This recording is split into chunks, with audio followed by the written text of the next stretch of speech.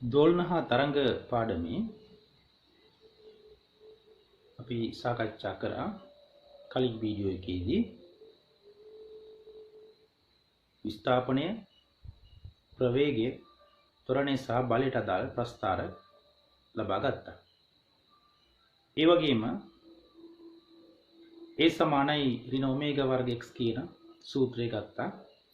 අන්න ඒත් එක්ක අපි එදා ගැටලු කිහිපයක් සාකච්ඡා කරා. අද අපි අලුත් ගැටලුවකට යමු. මෙන්න මේ ගැටලුව ලියා ගන්න. අංශුවක් සංඛ්‍යාතයේ හර්ට්ස් 3ක් හා විස්තාරයේ සෙන්ටිමීටර් 5ක් වන සරල අනුවර්තී චලිතයක යෙදේ. රෝමි ලක්කම් 1 එක් ආවර්ත කාලයකදී අංශුව චලනය වන මුළු දුර සොයන්න. එක් ආවර්ත කාලයකදී අංශුව චලනය වන මුළු දුර සොයන්න. එතනදී පුතේ අපිට දීලා තියෙනවා අංශුවක් සංඛ්‍යාතයේ හර්ට්ස් 3ක් සහ විස්තාරයේ 5ක් වන සරල අනුවර්ත චලිතයක දෙනවා කියලා. එහෙමනම් අපි දැනගන්න ඕනේ අංශුවේ හර්ට්ස් 3ක සහ මෙන්න මේ ආකාරයට කේන්ද්‍රයක් තියෙනවා. ඒතර දෙපස්සට දෝලණය වෙනවා. හර්ට්ස් 3ක් හර්ට්ස් වලින් ගත්තොත් එහෙම හර්ට්ස් කීයක සංඛ්‍යාතයක්ද කියලා තිබුණේ හර්ට්ස් 3ක සංඛ්‍යාතයකින් විස්තාරය මීටර් මේ සෙන්ටිමීටර් 5ක්. මෙන්න මේ විදිහට තමයි දෝලනයක් සිද්ධ වෙන්නේ. මේ තියෙන්නේ දෝලන කේන්ද්‍රය.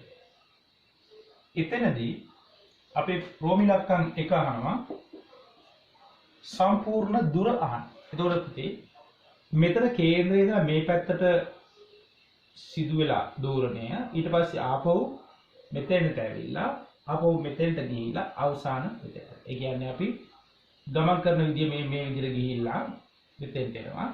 ඊට පස්සේ ආපහු කේන්ද්‍රය දෙනවා. ඊළඟට කේන්ද්‍රය පහු කරගෙන ගිහිල්ලා මෙතෙන්ට එනවා. ඊට පස්සේ ආපහු මේ මුල් පිහිටීමට ලැබෙනවා. එතකොට අපි කියනවා එක දෝලනය කියලා. ඒ නිසා අපි මෙතනදී අපි කියන්න පුළුවන් 5 සෙන්ටිමීටර් කියන එක ගුණ කිරීම 4 එහෙම නැත්නම් අපිට කියන්න පුළුවන් 20 සෙන්ටිමීටර් කියලා පළවෙනි එකට උත්තරේ. හරි? මේ විදිහට අපිට ගන්න පුළුවන් පළවෙනි ප්‍රශ්නේ උත්තරේ 20 සෙන්ටිමීටර කියලා. දෙවෙනි ප්‍රශ්නේදී කියනවා අංශුවේ උපරිම ප්‍රවේගය සොයන්න කියලා. අංශුවේ උපරිම ප්‍රවේගය සොයන්න. එතකොට අපි දන්නවා සූත්‍රය ප්‍රවේගය සඳහා සූත්‍රවල දන්නවා. ඒතර ප්‍රවේගය උපරිම වෙන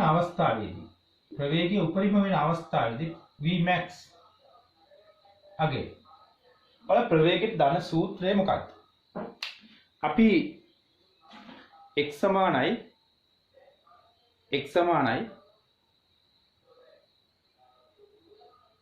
r sin r cos omega t r sin omega t දෙකක් ගත්තා.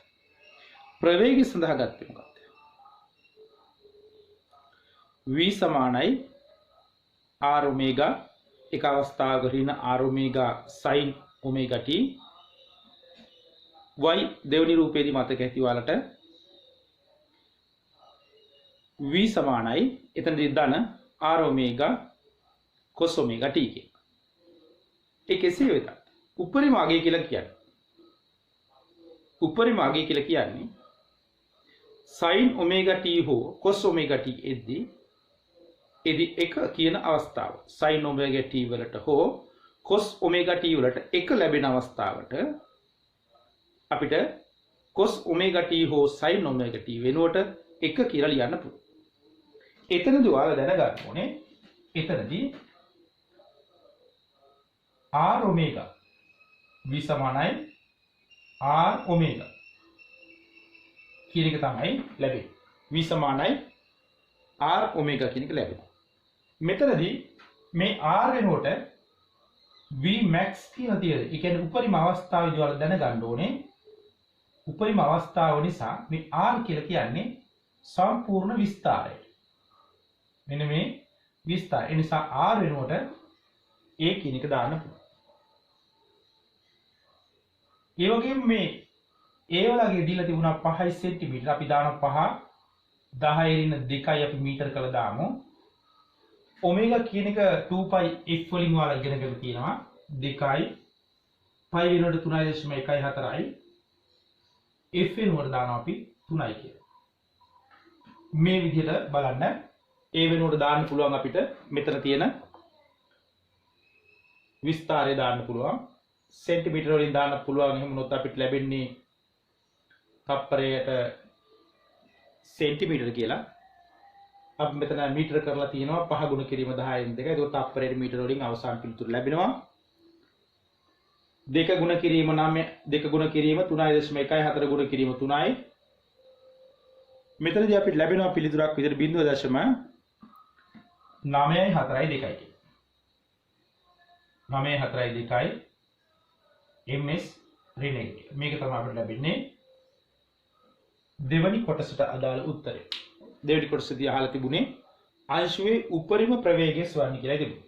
එතකොට පුතේ මෙතනදී උපරිම ප්‍රවේගයේදී අපිට දැනගන්න මෙතන cos omega t sin omega t කියලා දෙකක් තිබුණා. ඒ දෙකෙන් ඕනම එකක් එක වෙනවා. එකක් වෙනවා. ඒ නිසා ඒක ලයින් වෙනවා උපරිම අවස්ථාවේදී.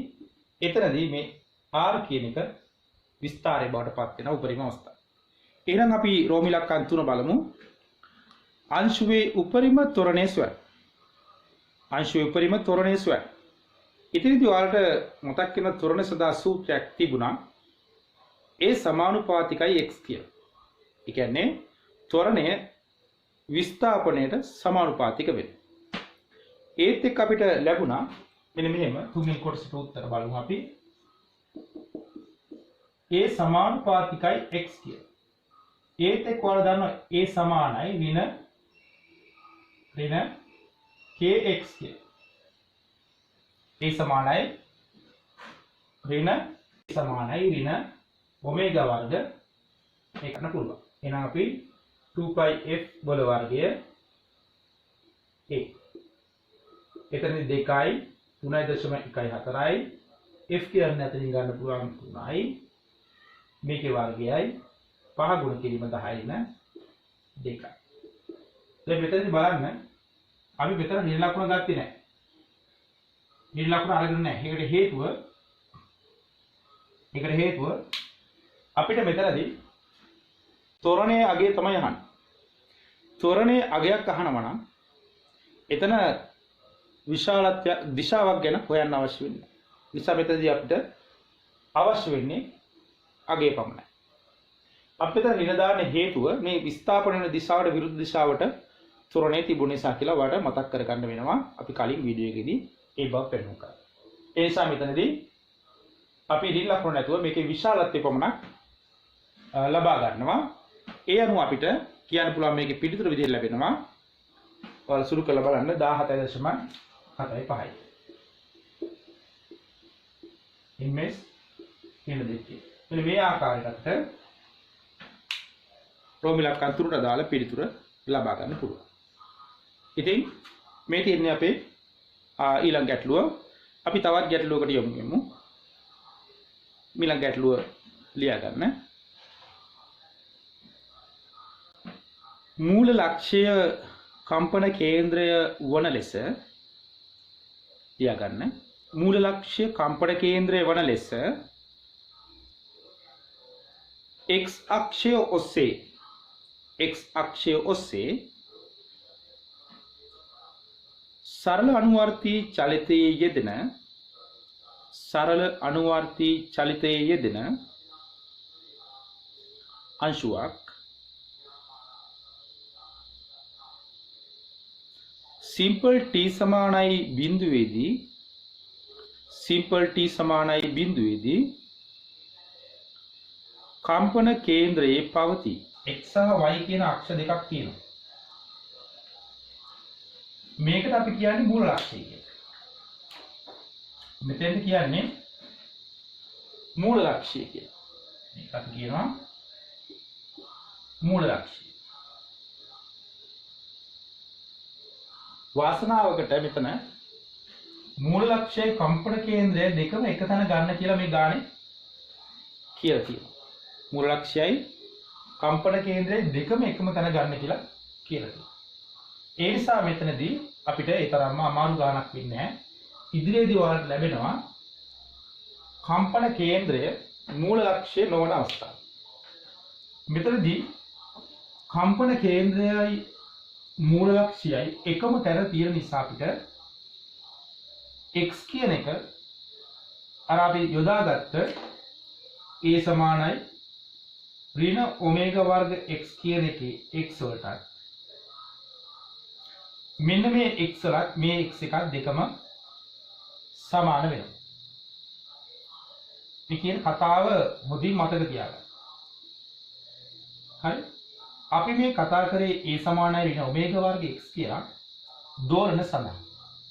මෙතනදී x කියලා කියන්නේ ඛණ්ඩාංක පද්ධතියක තියෙන x වලගේ. මෙතන අපි කතා කරන්නේ දෝලන අංශුවක විස්ථාපනය. මේ තියෙන්නේ මෙතන x කියලා කියන්නේ ඛණ්ඩාංක තලයක තියෙන ඛණ්ඩාංකයක x වගේ. හරි මේ x කියන්නේ දෙකක්. නමුත් මෙතනදී මූල ලක්ෂ්‍ය හා කම්පන කේන්ද්‍රය කියන එකම තැන කියලා කියන නිසා මේ x එකම විදිහට අපිට ගන්න පුළුවන්. හරි? එකම විදිහට අපිට ලබා ගන්න පුළුවන්. එහෙමනම් අපි බලමු රෝම ඉලක්කම් 1 t සමානයි සිම්පල් t හිදී අංශුවේ x ඛණ්ඩාංකය සඳහා ප්‍රකාශනයක් ලියන්න කියලා දෙනවා. සිම්පල් t සමානයි සිම්පල් t හිදී අංශුවේ x ඛණ්ඩාංකය සඳහා ප්‍රකාශනයක් ලියන්න කියලා කියනවා. හොඳයි. අපි මෙතනදී දැනගන්න ඕනේ කාරණේ. ඔයාලට මම එක රූපය දෙක රූපය කියලා අවස්ථා දෙකක් දුන්නා. එක රූපය දෙක රූපය කියලා අවස්ථා දෙකක් දුන්නා. එතනදී එක රූපේ ආවේ x සමානයි r cos omega t. මේකේ ආවේ y සමානයි r sin omega t කිය. ඔන්න ඕක මතක තියාගන්න.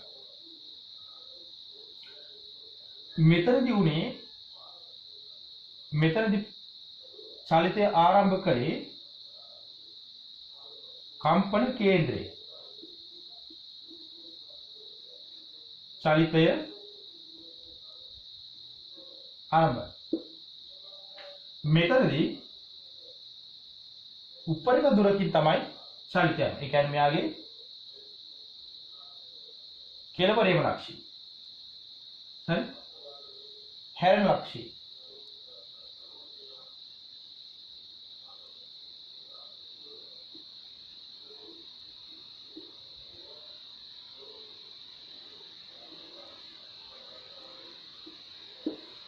මේක හොඳින් මතක තියාගන්න.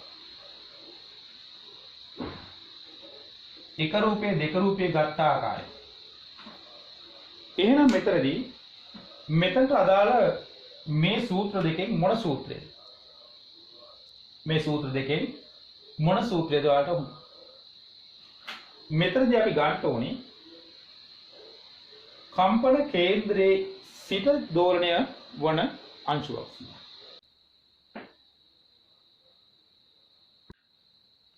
රෝම ඉලක්කම් දෙකට අදාළව කතා කරොත් අපිට ලැබෙන්නේ මෙයාගේ ආරම්භය මෙතන. එයාගේ විස්තාරය මෙතන. ඒ නිසා මෙයා මෙතෙන්ට ගිහින් නැවත මෙතෙන්ට එනවා. එතකොට තමයි යාට උපරිම ප්‍රවේගයක් ලැබෙන්නේ. ඒක තේරුම් ගන්න. උපරිම ප්‍රවේගයක් ලැබෙන්නේ අපිට ඒ වෙලාවේ. එයා මෙතෙන්ට ගිහිල්ලා ආපහු මෙතෙන්ට තමයි දෙවෙනි වතාවට යාට උපරිම ප්‍රවේගය. ප්‍රථම වතාවට ලැබෙන්නේ මෙන්න මේම ගිහින් එකපාරක් ගිහිලා එන අවස්ථාව. ඒ කියන්නේ වටයකින් භාගය. අපි මෙතනදී ඒ සඳහා ගත වෙච්ච කාලය තමයි හොයන්නේ කියන්නේ. Simple t1. අපි උපරිම ප්‍රවේගය හොය බලමු. උපරිම ප්‍රවේගය සමාන වෙනවා a ඔමේගා. ඒතර a කියලා කියන්නේ a ඔමේගා අපිට ගන්න පුළුවන්. a ආදේශ කරන්න පුළුවන්. ඊළඟට 2πf කියන එක ගන්න පුළුවන්. ඒත් එක්ක අපි ලිව්වොත් එහෙම ඒ කියන්නේ මේකේ දීලා තිබුණා මීටර් 2යි 2 ගුණ කිරීම 3.14 ගුණ කිරීම f වෙනුවට දීලා තිබුණේ 1.5. මේකේ සම්පූර්ණ පිළිතුර අපිට ලැබුණා. සම්පූර්ණ පිළිතුර ලැබුණේ 0.188යි 0.188 ms දිනයි. මේ කියන්නේ ප්‍රථම වතාවට මෙතනදී අපිට ලැබෙන උපරිම ප්‍රවේගය. ඒ සඳහා ගත වූ කාලය කලින් අපි ආවර්ත කාලය හොයමු. ආවර්ත කාලය කියලා කියන්නේ t සමානයි 1/f. ඒ කියන්නේ 1/1.5 එහෙම නැත්නම් උඩට 2යි යටට 3යි. මේක තමයි පුතේ ආවර්ත කාලය කියන්නේ. හැබැයි ආවර්ත කාලය කියලා කියන්නේ මෙයා මෙතෙන්ට ගිහින් මෙතෙන්ට ආවිලා ඉතුරු ටික මෙතෙන්ට ආවොත් තමයි සම්පූර්ණ ආවර්ත කාලයක් හිමි වෙන්නේ. නමුත් අපිට අවශ්‍ය වෙන්නේ මෙතන ආවර්ත කාලයෙන් භාගය. ඒ නිසා අපි කියනවා ගත වන කාලය t සමානයි 3න් 2න් භාගය. 3න් 2න් භාගය. ආවර්ත කාලයෙන් භාගය. ඒක කියන්නේ 3න් 1යි තප්පර තමයි අපිට පිළිතුර දෙන්න ලැබෙන්නේ දෙවෙනි කොටසට පිළිතුර. මේක සටහන් කරගන්න.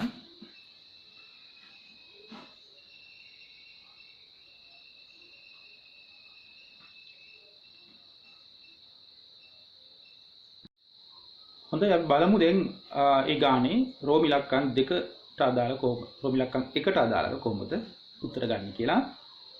t සමානයි සිම්පල් t හිදී අංශුවේ x ඛණ්ඩාංකය සඳහා ප්‍රකාශනයක් ලියන්න කියලා තියෙනවා. එතන යටින් දීලා තියෙනවා විස්තරය සමාන වෙනවා. ඒක යටින් දීලා තියෙන්නේ විස්තරය මීටර් 2ක්ද සංඛ්‍යාතය හර්ට්ස් 1.5ක්ද වේ කියලා. එහෙනම් අපිට මේ තරංගයේ දීලා තියෙනවා මේ දෝලනයේ දීලා තියෙනවා සිදුවන විස්තරය මීටර් 2ක් කියලා. ඒ වගේම හර්ට්ස් 1.5කින් දෝලනය වෙනවා කියලා මේක දීලා තියෙනවා. එහෙනම් අපි බලමු කොහොමද මේ පළවෙනි කොටසට අදාළ පිළිතුර ගන්න කියලා. එතනදී ඔයාලා දැනගන්න ඕනේ කාරණය තමයි අපි ඉගෙනගත්ත අර කලින් මම කිව්වු පළවෙනි රූපේ සහ දෙවෙනි රූපේ. දැන් මෙතනදී දෝලන කේන්ද්‍රයෙන් තමයි ආරම්භ කරන්නේ. දෝලන කේන්ද්‍රයෙන් ආරම්භ කරනවා අපි මෙන්න මෙතෙන්ට තමයි යොමු වෙන්නේ. ඒ නිසා අපි කියන x සමානයි a sin පටන් ගන්න නිසා sin වෙනවා omega t. මෙතනදී අපිට a දීලා තියෙනවා 2යි sin omega වෙන 2πf කියලා දාගන්න පුළුවන් t. 2යි sin 2π f වෙනකොට 1.5යි t. මේක තව ටිකක් සුළු වුණොත් එම් 2යි sin 3යි πt කියන සූත්‍රයක් අපිට ඩිෆයින් වෙනවා මෙන්න මේ ආකාරයට. විසඳුමක් එන්නේ. මේ දෙන්නේ පළවෙනි කොටසට දාලා පිළිතුර. එහෙනම් අපි ගමු දෙවෙනි ප්‍රශ්නෙට. අංශුවේ උපරිම ප්‍රවේගය සහ සිම්පල් t සමානයි බිඳුවේ සිට ප්‍රථම වරට උපරිම ප්‍රවේගයකට පත් වීමට ගත වූ අවම කාලය ගණනය කරන්න. එතනදී ප්‍රථම වරට උපරිම ප්‍රවේගයකට ලක් වෙනවා කියලා කියන්නේ අපි සලකන ලද දෝලනය. මේ වගේ ප්‍රථම වරට උපරිම ප්‍රවේගයකට පත් වෙන්නේ. මෙතනින් පටන් ගත්ත අංශුව මේ පැත්තට ගිහිල්ලා ආපහු මේ පැත්තට එද්දී මෙන්න මෙතනින් තමයි එයාට උපරිම ප්‍රවේගයක් තියෙන්නේ. ඒ කියන්නේ කාලය t සමානයි කාලය ආවර්ත කාලයෙන් හරි අඩකදී තමයි යාට උපරිම ප්‍රවේගයක් ලබා ගන්න පුළුවන්. රෝම ඉලක්කම් 2ට අදාළව කතා කරොත් අපිට ලැබෙන්නේ මෙයාගේ ආරම්භය මෙතන.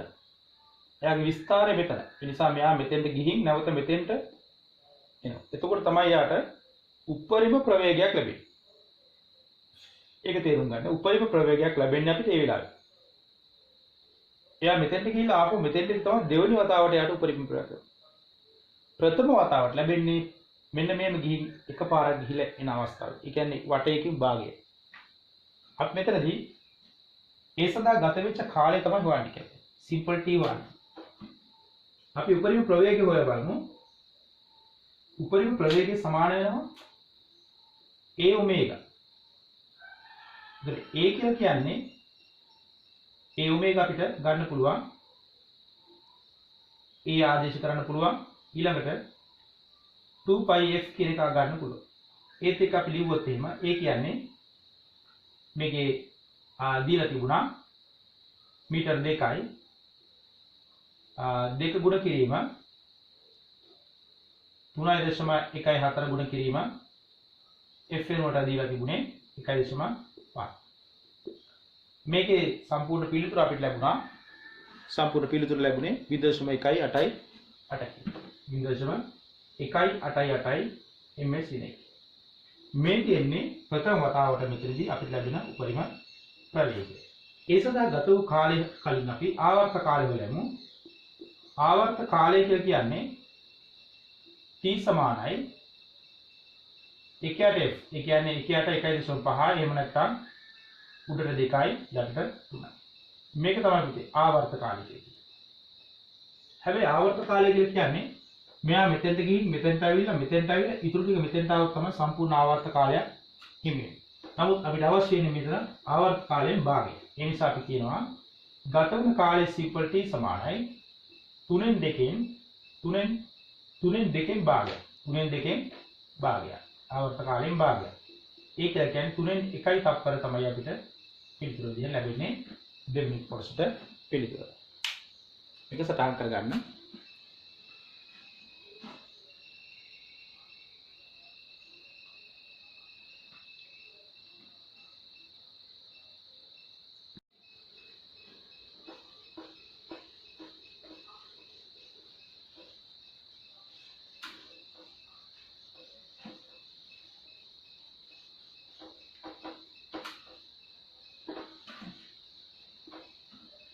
හොඳයි. අපි ඊළඟට යමු ඊළඟ ප්‍රශ්නට කොටසට. එතෙන්දි කියනවා අංශුවේ උපරිම ත්වරණය සහ සිම්පල් t සමානයි බිඳුවේ සිට උපරිම ත්වරණයට පත්වීමට ගත වූ කාලයක් සොයන්න. නැවතත් අහගන්න. අංශුවේ උපරිම ත්වරණය. දැන් මෙතනදී උපරිම ත්වරණය කියලා කියන්නේ ඒක හැදෙන්නේ කොතනද? අපි දැනගන්න ඕන දෙයක් තමයි මේ දෝලනයකදී ත්වරණය උපරිම වෙන්නේ විස්තාරය උපරිම වෙලාවට. ඒ කියන්නේ විස්ථාපනයේ උපරිම වෙලාවට. හරි විස්ථාපනයේ උපරිම වෙලාවට තමයි මෙයාගේ ත්වරණය උපරිම වෙන්නේ. අංශුවේ උපරිම ත්වරණය හා t සමාන බිඳුවේ සිට උපරිම ත්වරණයට පත්වීමට ගත වූ කාලය සොයන්න කියලා කියන්නේ. ඒ නිසා අපිට මේකේ මුලින්ම හොයන්න වෙනවා උපරිම ත්වරණය. උපරිම ත්වරණය කියලා කියන්නේ a සමානයි වෙන ඔමේගා වර්ග a. මෙතන x වෙනුවට දාන්න පුළුවන් අපිට a කියලා. එතකොට අපිට a max කියන එක ගන්න පුළුවන් මේ විදිහට. එතනදී ආදේශ කරද්දී උපරිම ත්වරණයේදී අපිට ඍණ ලකුණක් අවශ්‍ය වෙන්නේ නැහැ. ඔමේගා වෙනුවට දාන්න පුළුවන් 2πf කියලා 3.14යි f වෙනුවට ආදේශ කරන්න පුළුවන් 1.5යි කියලා. ඒ වගේම a වෙනුවට 2යි මෙතන වර්ග වෙනවා. මේක සුළු කරලා බැලුවොත් අපිට ලැබෙන්නේ 1.77 ms ඍණ 2යි. 1.77 ms ඍණ 2යි. මේ තියෙන්නේ අපිට ලබා දෙන්න පුළුවන් අංශයේ උපරිම ත්වරණය කියන. ඒ නිසා අපි ඊළඟට අහනවා t සමානයි බිඳුවේදී උපරිම ත්වරණයට පත්වීමට ගත වූ කාලයක් සොයන්න. උපරිම ත්වරණයට පත්වීමට ගත වූ කාලය කියලා කියන්නේ අපි දන්නවා අර අපි සලකපු අංශුවේ මෙන්න මේ අංශුවේ උපරිම ත්වරණය ඇති වෙන්නේ මෙන්න මේ තැන. ඒ කියන්නේ එක වතාවක් ගිහිල්ලා මෙතනදී තමයි අංශුවට උපරිම ත්වරණයක් තියෙන්නේ. ඒ නිසා අපි කියනවා ගත වුණු කාලය සම්පූර්ණ ආවර්ත කාලයක් ගියා නම් මේ ආවර්ත කාලයෙන් 4/1කදී තමයි මෙයාට උපරිම ත්වරණයක් එන්නේ. අපි ආවර්ත කාලය හොයාගත්තා. එහෙනම් අපි t කෙනෙක් හොයාගන්න පුළුවන් ආවර්ත කාලය බෙදීම 4යි. 3න් 2න් 4න් 1යි. ඒ කියන්නේ සුළු වුණාම 6න් 1යි තප්පර. තප්පර 6න් 1 කාලයකදී තමයි මෙයාට උපරිම ත්වරණයක් අත් කරගන්නේ. ඒක බොහොම සරලව අපිට පිළිතුරු ලබා ගන්න පුළුවන්. මේක තමයි අවම කාලය කියලා අපි කියන්නේ. අවම කාලය පාගත්ත ත්වරණය ඇතිව. ඊළඟට අපි 4වෙනි කොටසට යමු මේකේ. මේක 3වෙනි කොටස. හතරවෙනි කොටසට යමු. මේ අවසාන කොටස හතරවෙනි කොටස. සිම්පල් t සමානයි බිඳුවේ සිට සිම්පල් t සමානයි 1 දක්වා අංශුව ගමන් කළ දුර සොයන්න. සිම්පල් t සමානයි බිඳුවේ සිට සිම්පල් t සමානයි 1 දක්වා අංශුව ගමන් කළ මුළු දුර සොයන්න. එතනදී කාලයක් ගැන කියනවා. අපිට කාලයක් ගැන කියනවා. සිම්පල් t සමානයි බිඳුවේදී එයා මෙතන තමයි හිටියේ. හැබැයි එයා එක දෝලනයක් මෙහෙට ගිහිල්ලා මෙහෙට ගිහිල්ලා මෙතෙන්ට ගිහිල්ලා මෙතෙන්ට එන්න එයාට ගත වුණ කාලය තප්පර 3න් 2ක්. තප්පර 3න් 2ක්. එතකොට මෙයා මීටර් 2ව කීයක් ගියත් මීටර් 2යි මීටර් 2යි මීටර් 2යි මීටර් 2යි. මීටර් 8ක් යන තමයි මේ වැඩි උනේ. ඇත්තටම එතකොට 8ක් කියලා කියන්නේ දෙකක් සමාන වෙනවා 8කට. තප්පරයෙන් 3න් 2යි. ඒ කියන්නේ මේක හදන්නේ මේ විදිහට දෙකක් කියන්නේ 8ක් නම් 3ක් කියන්නේ කීයද? ඒ කියන්නේ මෙන්න 3න් 2යි මුළු කාලේ දෙකක් කියන්නේ 8ක් නම් 3ක් කියන්නේ කීයද? ඒක ගන්න පුළුවන් අපිට 12යි මීටර කියලා. මේකේ තවත් විදිහකට හොයන්න පුළුවන් ඔයාලට තප්පර ගියේ 3න් 2යිනේ මෙතනදී. ඒක 3න් 1කදී යනවා තව මෙන්න මේ වගේ කෑල්ලක්. මුළු තප්පරය කියලා කියන්නේ 3න් 2ට 3න් එකක් එකතු වුණාම තප්පරයක් වෙන්නේ. මෙන්න මෙයාගේ 8යි නම් මෙයාගේ කීයද? 4යි. එහෙනම් ඔක්කොම 12යි. මෙන්න මේ ආකාරයට වලට ඕන නම් හදලා මෙන්න මේ උත්තරේ ගපා ගන්න පුළුවන්. හරි? අන්න ඒ විදිහට අපි ප්‍රශ්න දෙකක් මේ මොහොතේදී සාකච්ඡා කරලා අවසන් කරනවා. අපි ඊළඟට බලමු තුන්වෙනි ප්‍රශ්නේ කොහොමද සාකච්ඡා කරන්න කියලා. හොඳයි අපි බලමු දෝලන හා තරංග පාඩම යටතේ දෙවෙනි දවසේ දෙවෙනි වීඩියෝ එකකින් මේ දෙවෙනි වීඩියෝ එකේ සාකච්ඡා කරන තුන්වෙනි ප්‍රශ්නය.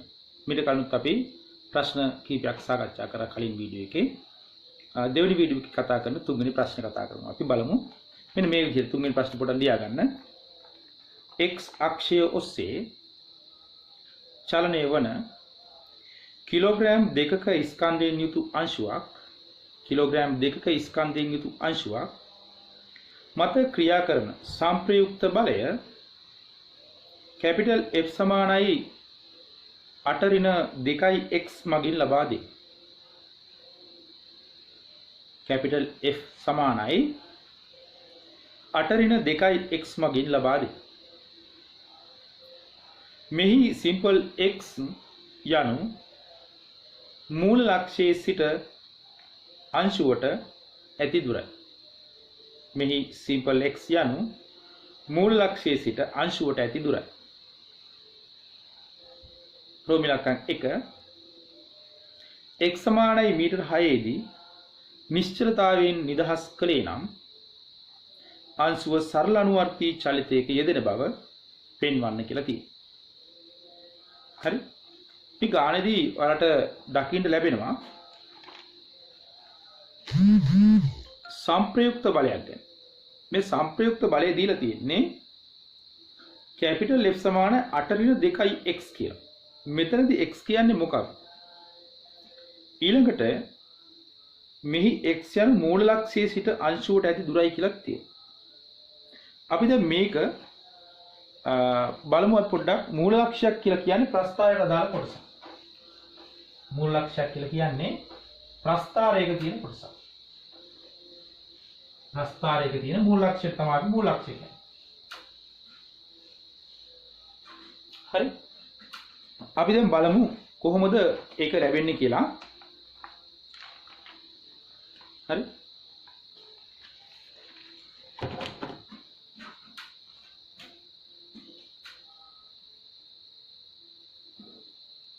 මේ තියෙන එකේ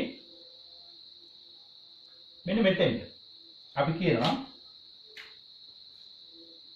මෙන්න මෙතෙන්ද අපි කියන මූල ලක්ෂය කියලා.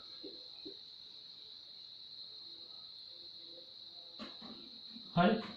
මූල ලක්ෂය කියලා කියනවා. ගාන කියන්නේ x අක්ෂය ඔස්සේ චලනය වන x අක්ෂය ඔස්සේ චලනය වන මේ x අක්ෂය. අපි මේක x අක්ෂය.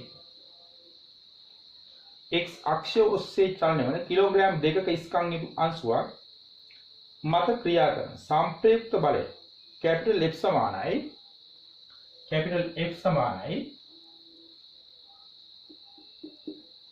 8 ඍණ 2x. ඔන්න ඔහොමයි කියන්නේ. මගින් ලබා දී. මේ x යන මූල ලක්ෂයේ සිට අංශයෙන් දුරයි. ඒ කියන්නේ මෙන්න මේ x කියලා කියන්නේ මූල ලක්ෂයේ ඉඳලා අංශුවට තියෙන දුර අපි හිතමු මෙතන කියලා. මෙතන කියලා හිතමු. හරි. මූල ලක්ෂයේ ඉඳලා අංශුවට තියෙන දුර තමයි මේ x කියලා කියන්නේ. පැහැදිලි. x සමානයි මීටර 6 දී x සමානයි මීටර 6 දී නිශ්චලතාවයෙන් නිදහස් කළේ නම් x සමානයි මීටර 6 දී නිශ්චලතාවයෙන් නිදහස් කළේ නම් අංශුව සරල අනුවර්තී චලිතයක යෙදෙන බව පෙන්වන්න කියලා තියෙනවා. මෙතනදී ඔයාලා දන්නවා මේ f කියන එක වෙනුවට අපි සූත්‍රයක් අපි කලින් අරගත්තා. ඒ වගේම f කියන්නේ ma කියලා වල දාන්න. f කියන්නේ ස්කන්ධය ගුණ කිරීම ත්වරණය කියලා වල දාන්න. ඒ නිසා මෙතෙන්ට අපිට ma සමානයි 8 ඍණ 2x කියලා භාවිතා කරන්න පුළුවන්. ma සමානයි 8 ඍණ 2x කියලා අපිට භාවිතා කරන්න පුළුවන්. හරි? එතනදී අපිට a උක්ත කරන්න පුළුවන් ස්කන්ධය දෙකයි මෙතන 8 ඍණ 2x. මෙතනදී අපිට a උක්ත කරන්න පුළුවන් 4 ඍණ x කියලා. මේක තමයි අපි දකින ත්වරණය. ඒ කියන්නේ මේ අංශුව ගමන් කරන ත්වරණය තමයි x ඍණ 4 වෙනවා. ඊට පස්සේ මම මෙන්න මේ කොටස x ඩෑෂ් කියලා ලකුණු කරගන්නවා. ඍණ x ඩෑෂ් කියලා මට එනවා. එහෙනම් මේ තමයි ත්වරණය සඳහා ආවේ. එතකොට බලන්න පුළුවන් ඔයාලට ඔක්කොල්ට පේනවා x ඩෑෂ්. a සමාන ඍණ x ඩෑෂ්. මෙතනදී ඔයාලට මේ සූත්‍රයට සමානයි. හැබැයි මෙතන ඔමේගා කියන එක නෑ. ඔමේගා තියෙන්නේ කීයද? 1යි. මේකේ ඔමේගා 1යි. හරි? ඒ නිසා අපිට කියන්න පුළුවන් මේක තමයි අපිට ලැබෙන සූත්‍රය. මේ විදිහට තමයි සරල අනුවර්තී චලිතයක් සිදු වෙනවා කියලා පෙන්නන කරා. මෙන්න මේ ආකාරයට තමයි අපි රෝම ඉලක්කම් එකට අදාළව පිළිතුර ලබා ගන්න. ඊළඟට බලමු අපි රෝම ඉලක්කම් දෙක කොහොමද තියෙන්නේ කියලා.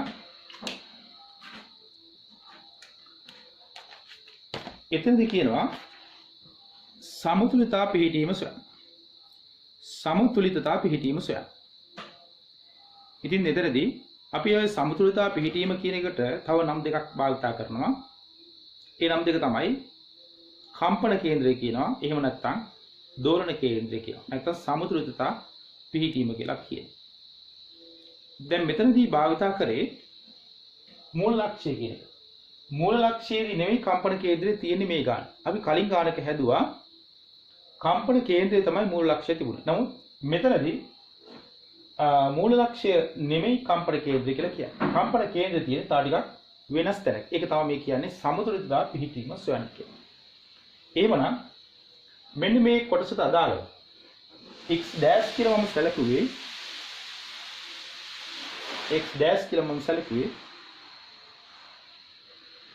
මේ අපි සැලකලාද කම්පන කේන්ද්‍රය. x dash සැලකුවේ මම කම්පන කේන්ද්‍රය. එහෙනම් අපි මෙන්න මේ x වල අගය හොයාගන්න ඕනේ. කොතනද x වල තියෙන්නේ කියලා. හරි? අපි මෙතනදී බලනවා මේ ලියාගත් එක අපි ගමු. x dash සමාන වෙනවා x ඍණ 4ට. x dash සමාන වෙනවා x ඍණ 4ට. සමතුලිතතා පිහිටීම කියලා කියන්නේ ඇත්තටම ඔයාලට මම නැවත මතක් කරන්න වෙයි. අපි සලකන ලද කම්පණයකදී මේක තමයි අපි කිව්වේ කේන්ද්‍රය කියලා. කම්පන කේන්ද්‍රය. ඔක තමයි කිව්වේ කම්පන කේන්ද්‍රය. ඒක සමතුලිතතා පිහිටීම කියලා කියන්නේ මෙන්න මේ කම්පන කේන්ද්‍රයේදී තමයි සමතුලිතතා පිහිටීම ලැබෙන්නේ. ඒ කියන්නේ දැන් අපි x dash කියලා මොනවද සැලකුවේ මෙන්න මේ දුර. හරි. මෙතනදී x කියලා හඳුන්වන්නේ ඛණ්ඩාංක පද්ධතියක x. මෙතනදී x dash කියලා මොකද ගන්නෙ? මෙන්න මේ ගත්ත 4 වෙනි x නැත්නම් x වෙන 4 කියන එක x dash ඉදිරි ගත්තේ. ඒතකොට x dash තමයි මෙන්න මේ අදාළ x වෙනුවට එන්නේ. මම x වෙනුවට x dash කියන එක තමයි මෙතනදී භාවිත කරන්නේ. අපිට එහෙම වෙනස් කරලා ගන්න පුළුවන්. එතනදී හොඳින් මේක තේරුම් ගන්න. x dash කියලා මම වෙනස් කරන්න හේතුව මේ දෙකම x දැම්මොත් එහෙම ඔයාලට මේක පැටලෙනවා. ඕනනම් මේ කෙනෙකුට මේක y කියලා ගන්න අවස්ථාව තියෙනවා. නමුත් මම මෙතනදී x dash කියලා ගත්තා. අපිට මෙතනත් x තියෙන නිසා. කම්පන කේන්ද්‍රයේදී x dash ලාගේ බිඳුව. ඒ නිසා අපි කියනවා x dash බිඳුව. බැරි. එතන ගන්න පුළුවන් බිඳුව සමානයි x වින 4යි. එහෙනම් x සමානයි 4යි. මේක තමයි අපිට ලැබෙන්නේ පළවෙනි එකට. ඒ කියන්නේ දෙවෙනි කොටසට උත්තරේ අපෙන් අහන්නේ සමතුලිතතාව පිහිටීම කියලා.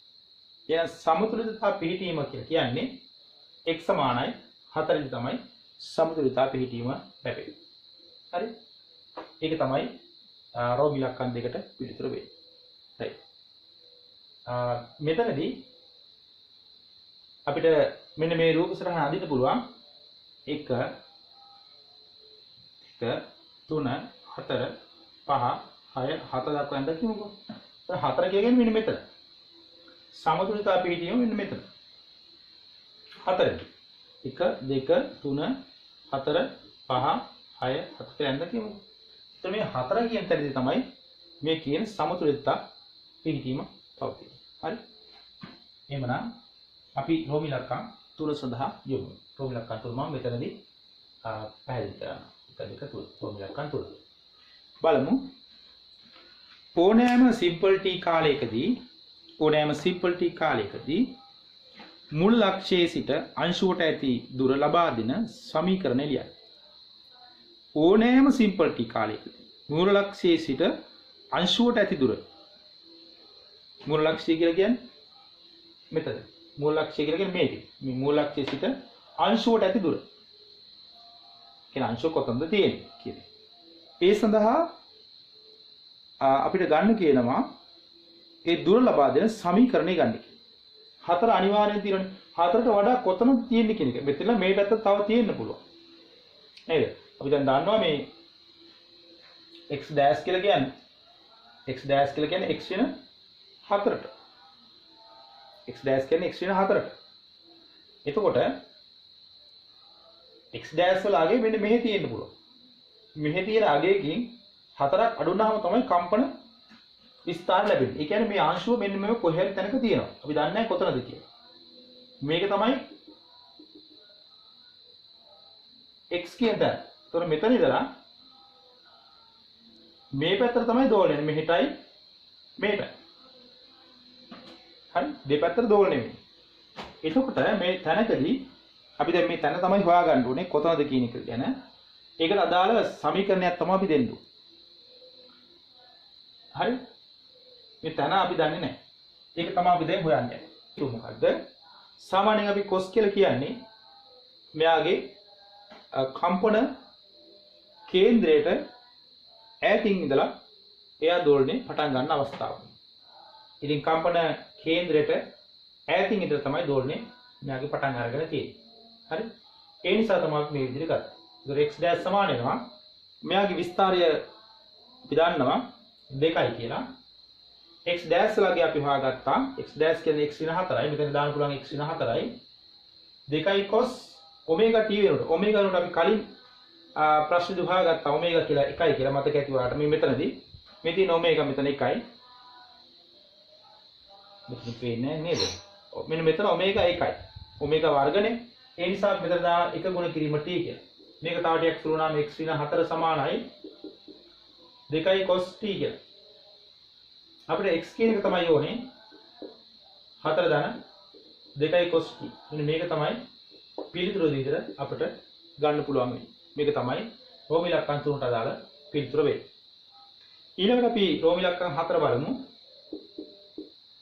රෝම ඉලක්කම් 4 සරල අනුවර්තී චලිතයේ ආවර්ත කාලය සොයන්න. අපි මෙතනදී ඔමේගා සමානයි 1යි කියලා දන්නවා. ඒ වගේම T සමානයි 2π බෙදීම ඔමේගා කියලා දන්නවා. ඒ නිසා අපට ආවර්ත කාලය විදිහට ලැබෙන්නේ 2π බෙදීම 1යි. මේක තව ටිකක් සුළු වුණාම 2 ගුණ කිරීම 3.14යි. එහෙම නැත්නම් මේකේ අවසාන පිළිතුර විදිහට අපිට ගන්න පුළුවන් 6.285යි තප්පර කියලා. මෙන්න මේ ආකාරයට තමයි ඔයාලට මම ලබා දුන්නු ප්‍රශ්න 3 සාකච්ඡා කරේ. නැවතත් අපි ඊළඟ වීඩියෝ එකකින් තවත් ගැටලු කිහිපයක් සාකච්ඡා කරමු. ආයිබෝන්.